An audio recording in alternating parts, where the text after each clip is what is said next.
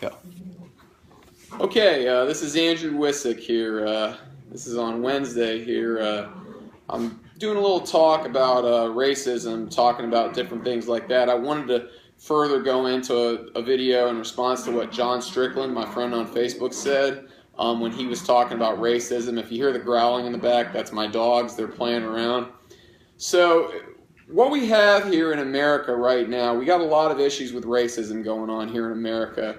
And the big thing about racism in America is, you know, what we have here and all this stuff going on, everyone's like, oh my God, what's all this stuff going on?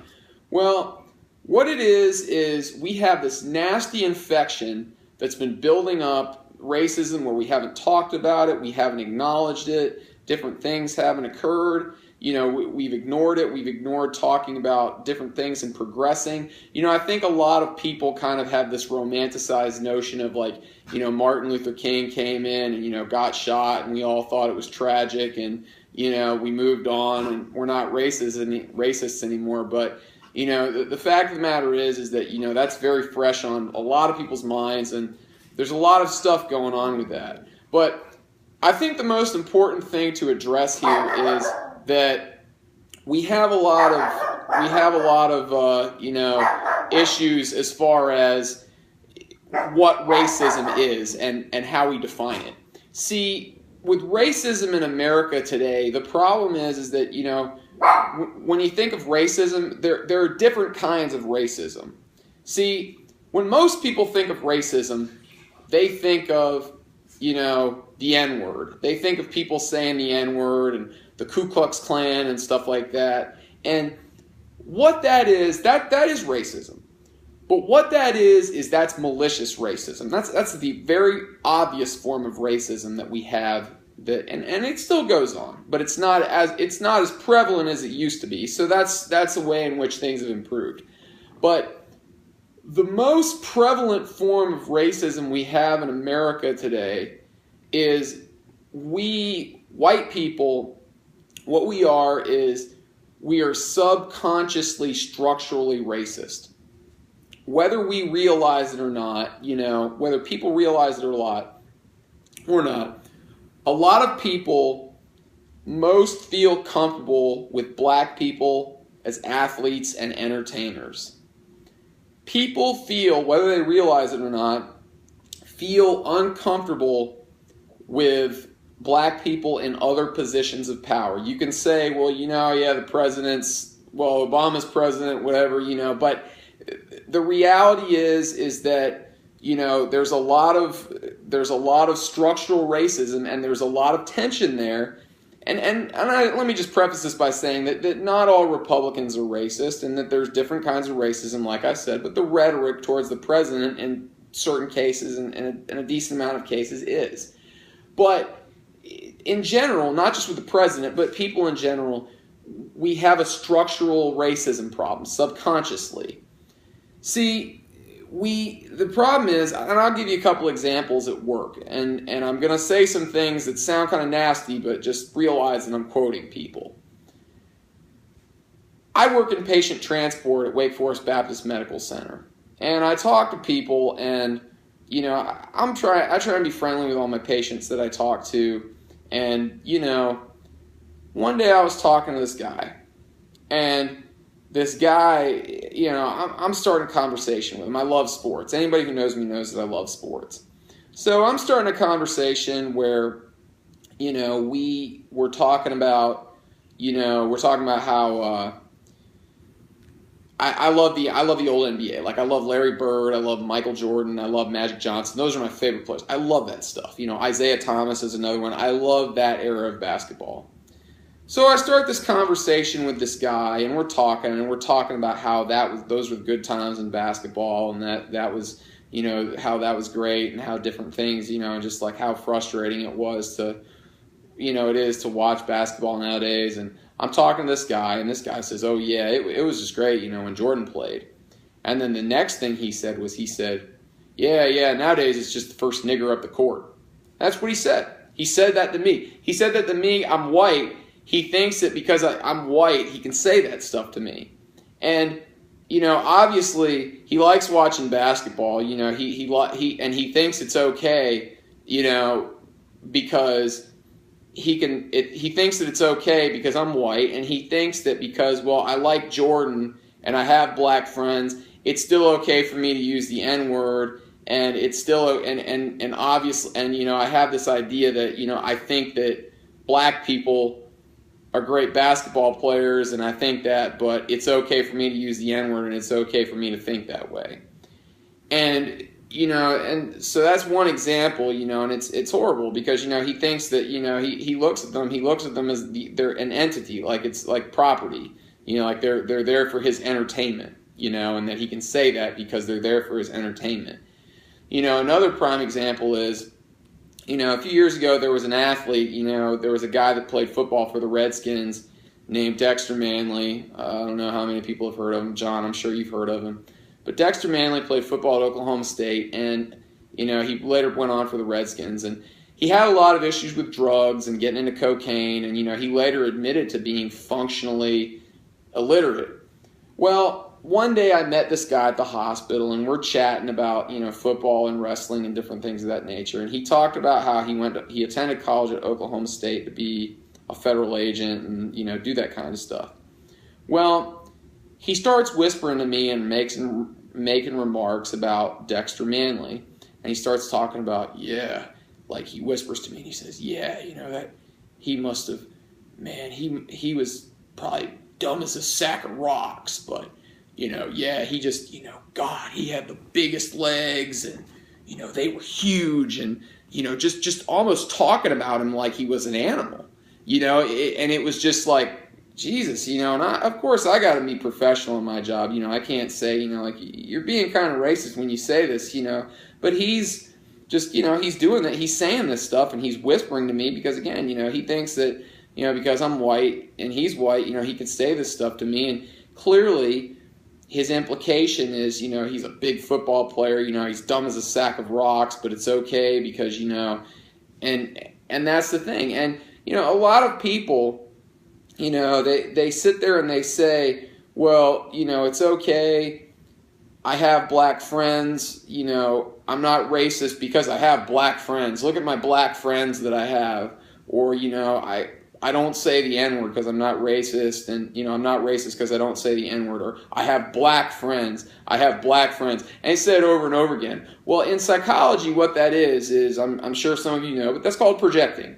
When you're having to reassure yourself that, I have black friends, okay, yeah, you have black friends. Why do you have to point out the fact that they're black?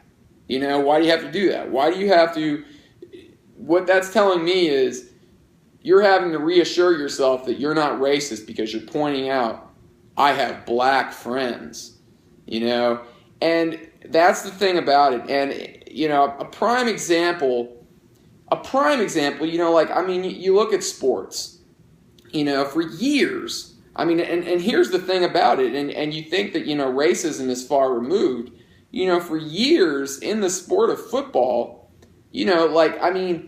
Bear Bryant wanted to get away from Kentucky because he wanted to get away from Kentucky because he didn't like the fact that he couldn't recruit black players, and the basketball coach, Adolph Rupp, didn't want to recruit black players at all. And Bryant wanted black players.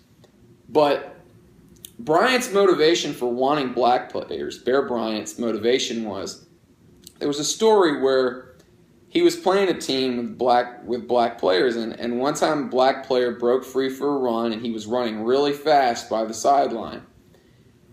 And Bryant's remark when he saw the guy run fast was, he said, I got to get me one of those. Almost like it's an animal, almost like it's something where it's like it's my property, it's something like that. And, you look at that, and also if you look at the movie, Friday Night Lights, if you ever seen that movie or read that book, you look at, Boobie Miles, the star player in the movie, what happens is he busts his knee. And there's a part in the movie, and it talks about in the book, where there's a lady who's asking Coach Gaines, who's played by Billy Bob Thornton. She talks about, where's the beef, Coach? Where's the beef, Coach? You got to get people. You got Boobie Miles. You got to play him at linebacker. And Billy Bob Thornton's character, Gary Gaines, says, well, it's just that we're pretty concerned about him getting hurt. And she says, oh, bullshit. That big nigger ain't going to break. And it's like, that's looking at his property. And, and Boobie, when he busted his knee, no one gave a crap about him then. Bring in the next running back. Let's go look for the next fast guy. Let's Boobie's not getting an education. All he was going to do was be a professional football player. And he was interviewed on Friday Night Lights, and Boobie said, "I'm living proof you got to get an education." And you look at more recent examples. In the 1980s, it's thought for years that black people in the sport of football, that black players only made great receivers and great running backs, or they only did well on defense if you told them to tackle because they were fast, but they couldn't think under pressure. And it wasn't until 1988 that Doug Williams, the first black quarterback in 1988 that won a Super Bowl. You got to think that's only I'm 32 years old. That was 28 years ago. It was just a little over 28 years ago that happened, where Doug Williams said, where he went out there and showed everyone on national TV in a Super Bowl that black people were very capable of playing quarterback and very capable of thinking, and that all they needed was an opportunity. And you think about it, it's one of those things, Coach Dean Smith, when he was protesting, in the civil rights movement and stuff like that, when you think about the civil rights movement, you think of in the 1960s, and you think about Martin Luther King, and you think about, the images that were being shown on national TV that made a difference, that started to change people's minds, where you saw black people, protesting, doing nonviolent protesting, and you saw them getting hosed in the streets, and, they were turning the fire hoses on them, the dogs, and beating them, and the police were just beating them. It's one of those things where, that's what started to change a lot of people's mind when they saw that stuff on national TV and said, these people are getting the crap beat out of them just because of the color of their skin. Well, they did that stuff, and, that being said, though, with Dean Smith, he was the famous basketball coach at Carolina who was a big advocate for civil rights as well. Had the first black player, Charlie Scott, to play, black athlete, black scholarship athlete to play in the ACC and below the Mason-Dixon line. And what Charlie Scott, before that, Dean Smith used to have debates with people, where people used to say, well, we treat our black maids like they were members of our family. These were other staff members at the University of North Carolina that he used to debate with. And people would say, well, and he would say, well, yeah, but the thing about it is that you're not looking at them as equals. The fact is that you think they should be subservient to you. And, the biggest thing is, there's just, when it all comes down to is it's a lot of ignorance. There's a lot of ignorant statements in all of this. And, a prime example of this is back in 1987, it was the 40th anniversary of Jackie Robinson breaking the color barrier, in the major leagues, first black baseball player in the major leagues. And what happens is that, Ted Koppel wants to do this interview with Jackie's roommate, and who's the general manager of the Dodgers, Al Campanis. Well, so they're interviewing Al Campanis, and Ted Koppel asks Al Campanis, he said, well, Al, why is it that you think that there aren't more black managers in baseball today? Campanis looks at the camera, perfectly straight face, and says, well, I just don't think that they have some of the necessities that it takes to run a ball club. Koppel gives him a look and says, well, Al, isn't that the same kind of garbage we were hearing 40 years ago? And Campanis, perfectly straight-faced, looks at him again and